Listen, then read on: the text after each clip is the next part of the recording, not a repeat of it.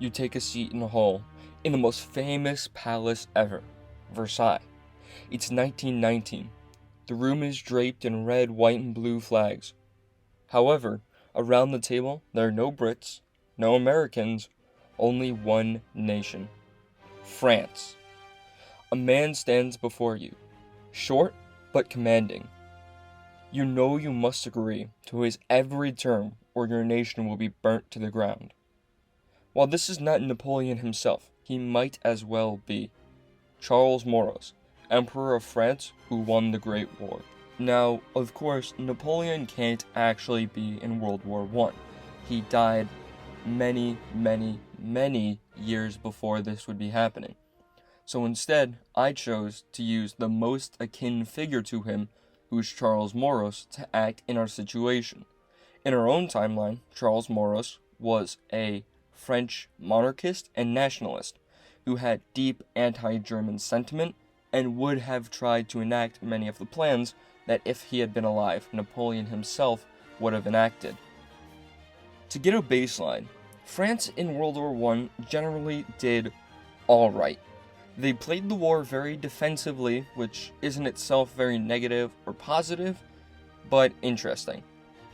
They underperformed in the beginning. They kind of needed the Belgians and Brits to save their asses, but from late 1914 to 1915 onwards, you're really going to see them be able to hold their own and be okay. Especially as the German military was stronger than the French military, so some of those can be excused, but they could have definitely performed better, like we see in this scenario to come. From here, we can start the scenario in the 1970s to 1980s in France, where we can say they undergo an economic depression. While everybody knows, in an economic depression, people become more radical and search for stability in different governments. Out of this, we can say, in the 1890s, Charles Maurras, who is this nationalist monarchist figure, offering a stable, centralized French government, is elected. By 1900, then we would see France becoming an empire again, and taking a lot of Napoleonic ideals out of this. We can say immediately, France starts militarizing and taking an aggressive stance towards the rest of the world. Britain, around this time, would likely start distancing themselves from France, as they do not agree with that same monarchist, nationalist type of style that they would be going for at this time, as Britain and France were allies, but at this point especially, it was more out of necessity to fight the Germans rather than them actually liking each other. And out of this new, aggressive, staunchly anti-German stance, we could see them developing a plan that I could best describe as an anti-Schlieffen plan, where they themselves would invade Belgium at the outbreak of a war to meet the Germans head-on and attempt to put more pressure on them. We could also see, around this time, France and Russia becoming closer allies, as France is taking a more anti-German stance, which Russia would very much like, as they are also staunchly anti-German, and as they're both now monarchies, you would see relations improve. We could also say some relations improve with Italy, whereas Italy would not like the new French stance of being aggressive and nationalistic, as they have overlapping colonial claims. The shared monarchism and having this bigger, stronger Catholic presence at this time would likely make it so that they were more open to cooperation. And from here on, we can see the same way of World War I starting, where Franz Ferdinand is assassinating, making Serbia and Austria go to war. That's going to pull in Russia, which pulls in France, having the same dynamic, except Britain, again, has not joined yet, as at this point no one has invaded Belgium. From here, we can immediately see both France and Germany rush into Belgium, where Germany would be doing it clearly to try to invade the French and would be coming as conquerors. The French would be saying that it is a more friendly invasion, and that they're joining to protect the Belgians. While this is not very true, they're doing a much similar policy to Germany's. It would try to make it not look as bad on them as it does on Germany. This would cause a big change where the UK, who already doesn't trust the French, would not get involved in the war. As, yes, they had a treaty saying that they needed to protect Belgium, but no nation is short-sighted enough to declare war on all of Europe and make that many enemies. So while Britain would be extremely upset at this, they wouldn't get involved. And here we can see the French Navy defeating the German Navy and beginning a partial blockade. This is not going to be nearly as effective as the British blockade, but would still work, as Germany was trading a lot with the US before World War I started out. And when World War I started, the British blockaded Germany, but said to America, we will keep trading with you and we'll make up for the profits you're losing by trading with Germany. While in this scenario, France would not have those same capabilities to replace all of Germany's profits on their own. So we're probably going to see America and possibly Britain in some capacity still trading with the Germans, but it would definitely hamper the war effort from this French blockade. And from here, we are able to see some pressure taken off of Russia, because Germany, in our own timeline, surrendered immediately the moment troops started entering Germany from the Entente, which shows how they were very, very much not a fan of enemy troops being in Germany, as that's going to destroy their nation. So by having France miles and miles closer to the German border, they're going to be panicking and making sure that the war doesn't spill over onto their soil. And where Belgium would be a bit more mobile, Alsace and Lorraine would still likely be very static, as despite France not taking a defensive posture as much, that's still very mountainous land and would be very hard to try to make any offensive going through. Since more troops would be fighting the French than the Russians, we could see the Russians begin pushing into Prussia the same way they did in our timeline.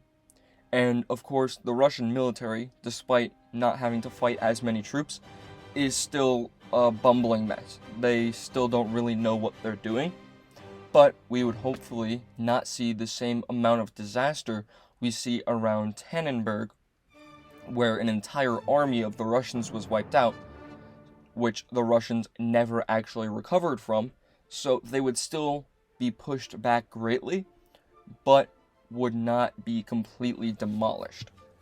Despite their losses in Prussia, they would still be able to make major gains in Austria, as we saw that in our own timeline, where despite completely being wiped out at Tannenberg, the Austrians are still so incredibly bad at waging a war. The Russians were able to push deep into their country. And another change we could have at this time is Russia forcing Romania into the war earlier. In our own timeline, Romania did not want to join the war when they did. They wanted to keep taking a neutral stance until they were ready and until the war was very clearly going to go in their favor, so that they could choose either the Entente or Central Powers, whoever would give them the most stuff. They always had lent towards the Entente, as they really, really wanted Transylvania, but if it looked like the Entente was destined to lose, similar to Italy, they wouldn't not take free land, so they would have joined that side. In our own timeline, it was the Entente who forced them to join, as they pretty much gave an ultimatum saying, you can join now and get Transylvania, or you could never join and we won't give you anything ever. Even if you later join, help us win the war, you're not going to get anything. And if we see that ultimatum hitting a lot earlier, especially when Russia's doing better and they're still pushing into Galicia in that area, we could see the Romanians saying, alright, and joining in. This is going to open up Bulgaria to not necessarily be favoring the Central Powers as much, as they now know that if I join, not only will I have to fight the Serbs I would also have to immediately start fighting the Russians and the Romanians and possibly the Greeks in the future. Now, this is not a very good scenario. Bulgaria also had major ambitions on taking Constantinople, which they can only do if they join the Entente. So in our own timeline, they were on the fence but eventually decided to join the Central Powers. Here, they would be much more on the fence and looking at the Entente as a possibility.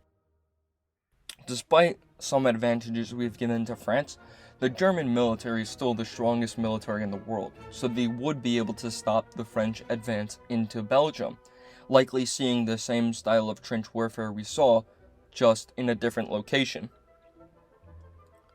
And from here, we can see the French starting to take up the role of the British when it comes to tanks, as Colonel Jean-Baptiste begins to push for the development of tanks, and France goes in that direction.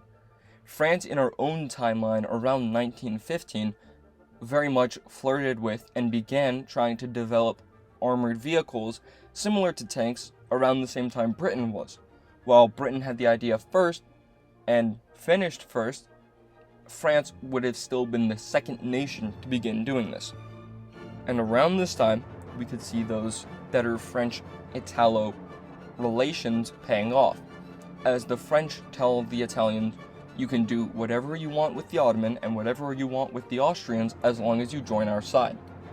They would have less restrictions and direct promises as the British, as A, they desperately need allies, France, in this situation, as you've taken away the biggest supporter of the French, which was the British, so they would be much more willing to give the Italians whatever they wanted as long as they got them on their side.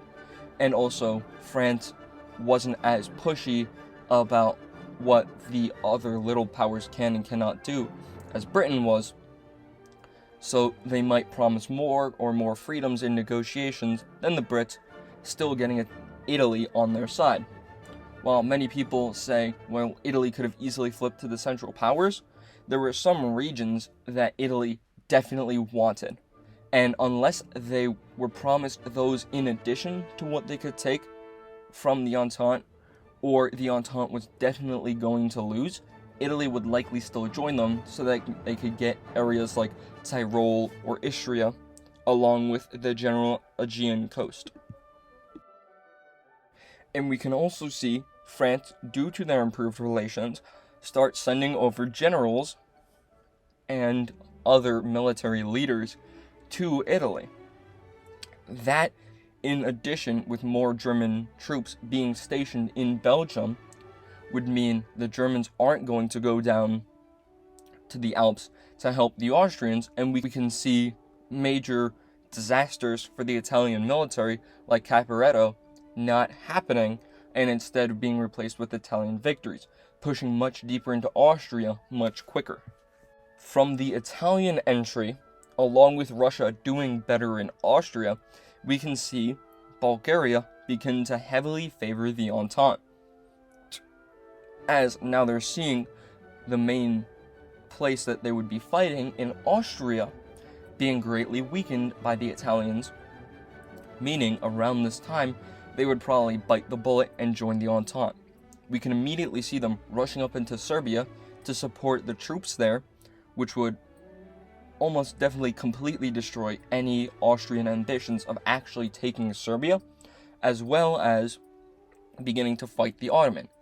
And with the Bulgarian entry, it seems certain that the Balkans will fall into Entente hands, so you can also see Greece joining the war much earlier, helping out the Bulgarians, allowing this combined Balkan force to push up to Constantinople itself and begin a siege against that and the Ottoman, as well as a greater stabilization in the Eastern Front against the Austrians, helping the Serbians and Russians.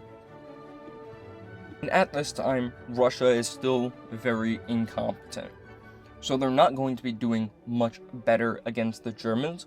While yes, they are closer to Germany and can still threaten it, around this time, Germany would almost certainly still be making fairly decent gains against them, probably taking a large, if not all, of Poland. But around this time, we can likely see that enough time for research has passed, that France would be able to develop tanks and immediately begin shipping those out to the Belgian front, where hopefully they would be able to make a major impact and start pushing through the trenches. France would likely heavily rely on tanks, and especially if we were trying to parallel Napoleon as much as we can in this situation. Napoleon was famous for being willing to sacrifice artillery and other big, powerful guns if it meant they could do more in any given battle.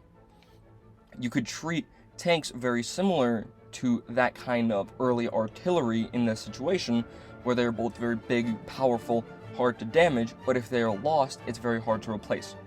As we know, Napoleon was very risky with those, willing to put them much further up so that they could do more damage, but were in more way of danger. We could likely see that same thing happening here. That major breakthrough is going to be allowing the French to push up to the Belgian border or even Luxembourg, and maybe in very small numbers begin entering Germany.